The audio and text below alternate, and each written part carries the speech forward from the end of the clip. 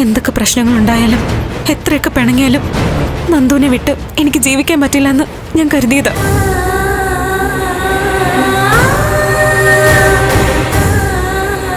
നന്ദു എന്നോട് ചെയ്ത തെറ്റുകളൊക്കെ പുറത്താലും ഇനിയൊന്നും ആവർത്തിക്കില്ല എന്ന് വാക്ക് തന്നാലും ഞങ്ങൾക്ക് സ്വപ്നം കണ്ട ജീവിതം കിട്ടില്ല.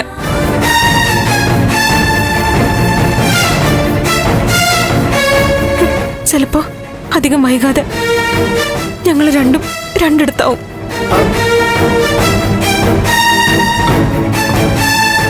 ഞാൻ എന്റെ വീട്ടിലും നന്ദു ജയിലിലും.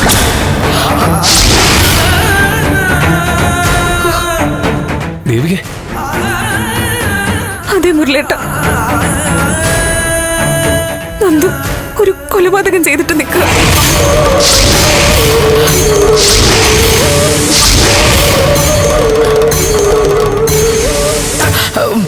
മോളെ, നീ എന്തൊക്കെയാ പറയണത്?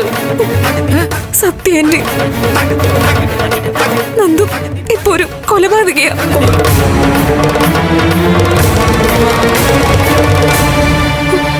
നന്ദു കൊന്ന ആളിനെ നിങ്ങൾ അറിയും.